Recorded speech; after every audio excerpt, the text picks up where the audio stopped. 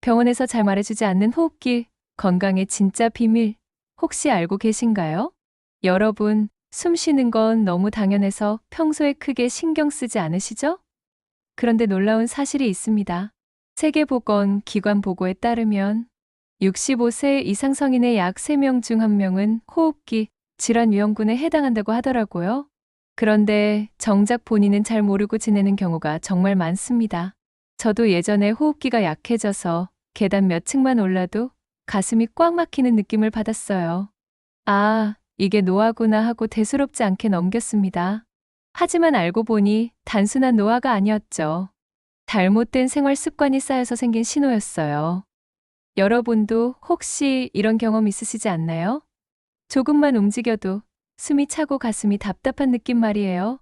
많은 분들이 이걸 그냥 나이 탓으로 돌립니다. 저도 그랬거든요. 그런데 이게 바로 위험한 생각이에요. 왜냐하면 호흡기 건강은 단순히 나이만의 문제가 아니기 때문입니다. 오늘 이 영상에서 그 모든 걸 알려드릴 겁니다. 폐 건강을 지키는 데 도움이 되는 실질적이고 과학적인 5가지 방법을 끝까지 보시면 알 수 있어요. 평생 숨 쉬는 힘, 바로 오늘부터 달라질 수 있습니다. 여러분의 호흡기 건강, 제가 끝까지 책임지겠습니다. 저는 아침에 일어나면 제일 먼저 창문을 열고 신선한 공기를 들이마십니다. 하지만 도심에 살다 보면 이 공기가 생각보다 신선하지 않죠. 실제로 연구에 따르면 도시 거주 노인의 40%가 미세먼지에 장기간 노출되어 폐 기능 저하를 경험한다고 합니다. 이 사실을 알고 나서 저는 뭔가 대책이 필요하다고 느꼈어요. 그래서 매일 집 안에서 하는 호흡, 운동, 루틴을 정해두었습니다. 간단해요. 아침에 의자에 앉아서 깊게 들이마시고 3초 멈춘 후 천천히 6초 내뱉는 호흡을 10번 반복하죠. 처음에는 이게 무슨 효과가 있을까 싶었습니다. 그런데 실제 국내 한 연구에서도 이런 호흡 훈련이 폐활량을 평균 12% 개선했다고 해요. 생각보다 큰 차이더라고요. 저는 이 루틴을 시작한 지 3개월쯤 됐는데 확실히 달라진 게 느껴집니다. 예전에는 계단 오르면 바로 숨이 찼거든요. 지금은 한 층 정도는 여유 있게 올라갈 수 있어요. 여러분도 한번 해보세요. 아침에 딱 5분만 투자하면 됩니다. 의자에 편하게 앉아서 깊게 숨 들이마시고 잠깐 멈췄다가 천천히 내뱉는 거예요. 이게 생각보다 폐 건강에 정말 도움이 됩니다. 여러분은 어떠세요? 아침마다 어떤 루틴으로 하루를 시작하시나요? 저처럼 특별한 루틴이 있으신가요? 많은 분이 이렇게 말합니다. 나이 들면 숨이 차는 건 당연한 거지. 하지만 이건 절반만 맞는 이야기예요. 나이가 들면 호흡 근육과 폐 탄력이 줄어드는 건 사실입니다. 그런데 여기서 중요한 게 있어요. 연구 보고에 따르면 규칙적인 운동을 한신이 여는 운동을 하지 않은 같은 연령대보다 폐 기능, 저하 속도가 30% 늦다고 하더라고요. 이게 무슨 뜻일까요? 즉, 숨이 차다고 그냥 받아들이면 더 빠르게 약해진다는 겁니다. 반대로 조금만 관리해도 충분히 늦출 수 있어요. 저는 이 사실을 알고 정말 놀랐습니다. 생각해 보세요. 똑같이 70세인데 한 분은 운동하고 한 분은 안 하면 30%나 차이가 난다는 거예요. 이건 정말 큰 차이죠. 10년을 더 건강하게 숨 쉴 수 있다는 의미니까요. 많은 분들이 나이 들면 어쩔 수 없다고 포기합니다. 저도 그랬어요. 하지만 이건 잘못된 생각이었죠. 관리하면 충분히 달라질 수 있어요. 여러분도 그냥 받아들이지 마세요. 숨이 찬다고 해서 무조건 나이 탓만은 아닙니다. 조금만 관심 갖고 관리하면 분명히 좋아질 수 있어요. 제 경험상 이렇게 생각을 바꾸는 게 첫 번째 단계였습니다. 포기하지 않는 마음, 이게 제일 중요해요. 저희 아버지 이야기를 들려드릴게요. 평생 담배를 피우셨고 기침 좀 하는 게 대수냐 하시며 검진도 미루셨습니다. 저희가 아무리 말려도 소용없었어요. 그러다 어느 날 갑자기 심한 호흡곤란으로 응급실에 실려가셨죠. 저는 그때 정말 놀랐습니다. 평소에 기침만 좀 하시는 줄 알았거든요. 검사 결과는 만성폐쇄 성폐질환이었어요. COPD라고 하죠. 의사 선생님 말씀이 이미 폐의 기능이 절반 이상 손상된 상태라고 하더라고요. 저는 그 말을 듣고 정말 충격을 받았습니다. 왜 진작 검진을 받지 않으셨을까 하는 생각에 잠도 못 잤어요. 국제 통계에 따르면 COPD는 전 세계 노인 사망 원인 3위 안에 듭니다. 그런데도 많은 분들이 증상을 노화 탓으로 오해하다가 늦게 발견해요. 아버지도 그랬죠. 기침이랑 가래는 담배 피우면 당연한 거 아니냐고 하셨어요. 숨이 차는 것도 나이 들어서 그런 거라고만 생각하셨고요. 저도 가족이 그런 일을 겪고 나니 얼마나 미리 관리하는 게 중요한지 절실히 알게 되었습니다. 여러분도 혹시 주변에 기침을 자주 하시는 분 계시면 꼭 검진 받으시라고 말씀드리세요. 단순한 기침이 아닐 수 있어요. 아버지의 상황을 계기로 저희 가족은 생활을 완전히 바꿨습니다. 아버지는 담배를 끊으셨어요. 평생 피우시던 담배를 한 번에 딱 끊으셨죠. 그리고 집 안에 공기청정기를 설치했습니다. 매일 짧게라도 산책을 시작하셨어요. 처음에는 5분도 힘들어 하셨는데 조금씩 늘려가셨죠. 저는 솔직히 반신반의했습니다. 이미 손상된 폐가 나아질 수 있을까 싶었거든요. 그런데 놀랍게도 6개월 뒤 폐 기능 검사가 소폭이지만 개선되었어요. 의사 선생님은 이렇게 말씀하셨습니다. 이미 손상된 폐는 원래대로 회복되기 어렵지만 생활 습관을 바꾸면 진행 속도를 늦추고 증상을 줄일 수 있다고요? 실제 연구에서도 금연 후 1년 내 폐 기능이 회복되는 비율이 30% 이상으로 보고됐다고 합니다. 저는 이 통계를 보고 정말 희망을 느꼈어요.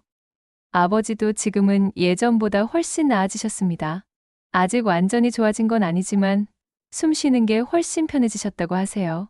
기침도 많이 줄었고요. 여러분, 늦었다고 생각할 때가 가장 빠를 때입니다. 지금이라도 생활 습관을 바꾸면 충분히 나아질 수 있어요. 이제 본격적으로 실천 방법을 알려드릴게요.